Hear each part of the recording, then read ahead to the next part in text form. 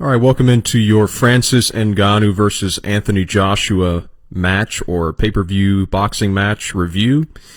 You're not going to get me on camera this time because it's a short video. I'm not going to be spending as much time analyzing this as I would other fights because, quite frankly, this fight ended pretty quickly, so there's no need to break it down for an hour. So we're going to go through the whole fight, all 2 rounds. And I'm also going to talk about my opinion and what Francis Ngannou did wrong in his approach, as well as Anthony Joshua's triumph and his strategy to win this fight. Spoiler, Anthony won. But before we break down the fight, let's talk about the training that both men went through leading up to this fight. I always enjoy great boxing matches. There are not a lot that happen. At least there's a lot of time that goes by between fights, so I don't often watch them. But this fight I had a lot of interest in because both guys are big heavyweights. They both hit hard. One has a really brutal uppercut in Francis Ngannou, and it's tough for me to say his name for some reason. But Anthony Joshua, of course, has that lethal right hook or straight right hand, and he's knocked out a bunch of guys in a bunch of boxing matches I've watched in the past, and didn't think that would come into play here, but boy was I wrong. So leading up to the fight, let's run through each fighter's accomplishments in case you're unfamiliar with these gentlemen. So first, Francis Ngannou. He's 6'4" and he's 257 pounds. His reach is 83 inches, so some pretty long eagle wings there. Let's see. Professional boxing record is pretty rookie, and he did put on a rookie performance in this fight. His record definitely showed, or his performance definitely showed that. So he's only had a total of 2 fights now, or 2 matches, I should say. I'm a big MMA fan, so I'm used to saying fight. But he's had a total of 2 boxing matches, including this one. So he's had 2 losses. Of course, he lost to Tyson Fury, and that was a great match too. I might review that one if I get some time, but his kickboxing record, however, is 1-1.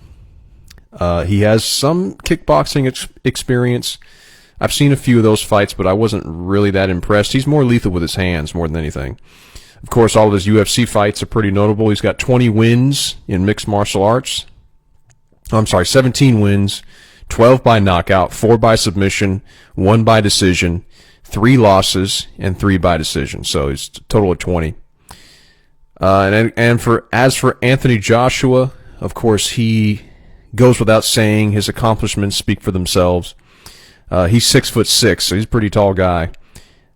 He's 200. Let's see, how much does he weigh? 252 pounds. So he's a little bit lighter.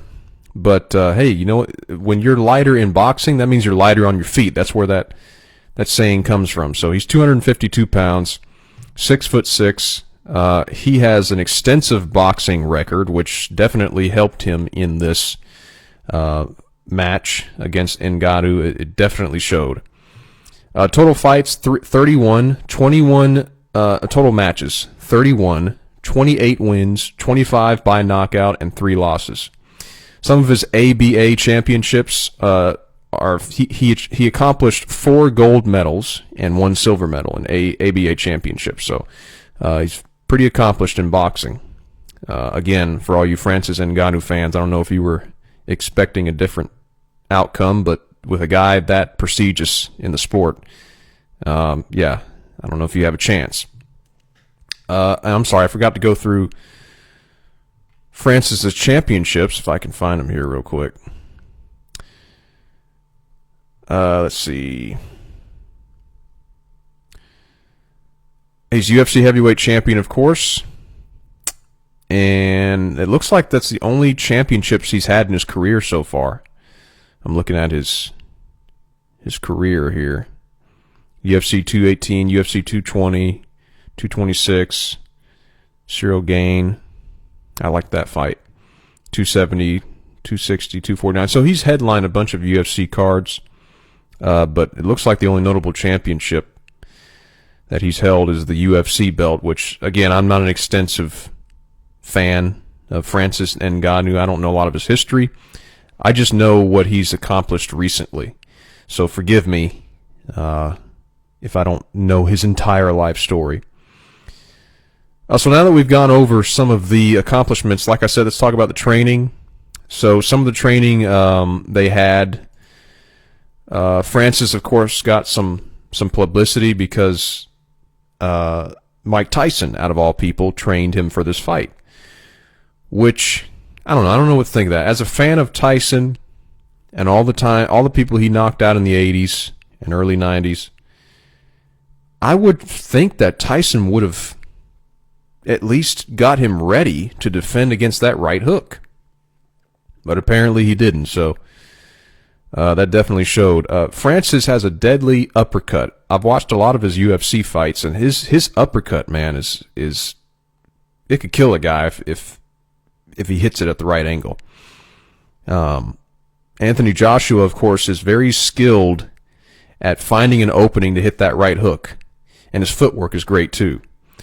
His body control, on top of that, he can move laterally very well, and that's something I noticed in this fight. And he can take a punch on top of that. That's what I forgot. Anthony Joshua can take a punch, which goes a long way. So now let's get to the fight. 2 rounds, like I said. The first round, it was really odd. Francis seemed out of it. He seemed like he was just kind of taking his time a little bit too much. I think he should have attacked a little bit more. But, of course, a guy with 2 boxing matches under his belt, or one, at this point it was just 1 boxing match where he got beat by Tyson Fury under his belt. He probably was cautious for that reason, but nonetheless, I thought he would be a little bit more gung-ho to take it to the smaller Anthony Joshua. But Francis did not. He looked really nervous, as a matter of fact. And in the sport of boxing, you cannot look nervous in front of your opponent. That's how you lose. So that's what Joshua did. So the first round, Francis tried to lay in what looked like a left hook, and he didn't. He was unsuccessful. And Anthony Joshua already hit him with that straight right. And Francis went down easily, man. That surprised me. Francis went straight down with that looked like a fundamental straight right or right hook. Well, it wasn't a right hook. It looked more like a straight right. When Joshua hit him with that straight right the first time in the first round, I was surprised to see Francis go down. I mean, it looked like he didn't hit him that hard. It looked like it was more of a jab, and Francis just tumbled like he was in, gym class, or he was still in training. So I don't know why that's the case. I guess he wasn't prepared for it. And then towards the end of the first round, Joshua again catches him off guard and hits him with a left hook, which makes him go down again. So Francis was really unprepared, resiliency-wise, and endurance-wise. I mean, he cannot take a punch, is what we've discovered from this fight. Then it goes into the second round, and of course Francis is again nervous. He can't take the guy to the ground like he can in the UFC, where Joshua might have lost if he were in a UFC fight, because if Francis kicks him in the gut or takes him down and starts doing a ground and pound, he could have easily won that way. But in boxing, it's all about skill with your hands. So Joshua, once again, he was weight, man. I looked at his eyes the whole fight. I was just paying attention to that side of the screen that showed Anthony Joshua, and I was looking straight into his eyes the whole time, and I said, man, he's waiting. He's just waiting for that right hook. And sure enough, as the second round started, he hit him with that straight right again. Or no, I think he hit him with a right hook this time. And it's fundamental. When they did a slow-mo replay, it's just fundamental stuff Anthony was doing here. I mean, it's almost like Francis handed him a knockout. You can see in the slow-motion replay that Francis just made a textbook mistake that you learn in training. When you take a kickboxing class, he extended his arm too far, and he left the side of his face open for Joshua to hit that right hook, and he did exactly that, knocked him out, and that was it, folks. So Anthony Joshua is your winner of this fight. We've been getting a lot of these UFC versus boxer matches over the past few years, and they've been pretty entertaining. They draw in a lot of pay-per-view buys for a reason, and I enjoy it. I eat it up. I'll buy it. Now, some of them I won't buy because if it seems like a publicity stunt, I'm not going to buy that, and the fight's 50 seconds. I hate that. So hopefully, some of these fights like Mike Tyson versus Jake Paul, which I'll speak on that in a second. But this fight overall was pretty entertaining. It was much anticipated, so I enjoyed seeing Anthony Joshua win. I'm by no means a Francis Ngannou hater, but I just think the guy was definitely inexperienced to be going up a guy who's, got how many wins? Let's look how many wins he had again. I mean, first of all, this guy's a 4-time gold medalist. Okay, you're a 4-time gold medalist in the super heavyweight division of the ABA championships, and 1-time silver medalist. And he's got 28 wins, and 25 of them are by knockout. Yeah, I think Francis was out inexperienced going into this fight, in my opinion. He should have chosen someone else who was at least would have been a little bit more equal playing field. But nonetheless, I don't make the fights, so we'll have to deal with this. But the fight took place in Saudi Arabia. Another note I had here, which I won't talk about. What that government does and how America turns a blind eye to it, but that's another story. Saudi Arabia seems to be putting on a lot of events for America, but we can discuss that on another setting, another playing field. Now that I've covered this fight, this boxing match, now that I've covered the match, I want to talk about this Jake Paul versus Mike Tyson development.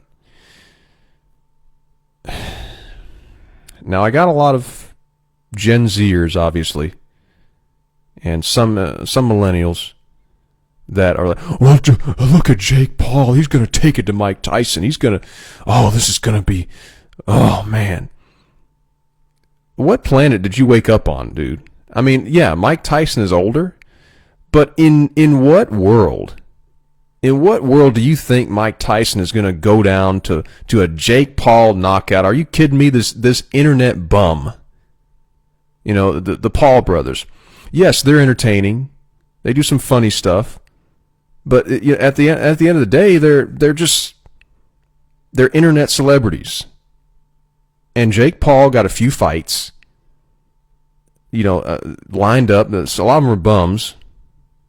A lot of them were just there to draw attention, and some of them were rigged, is a theory people are coming out with.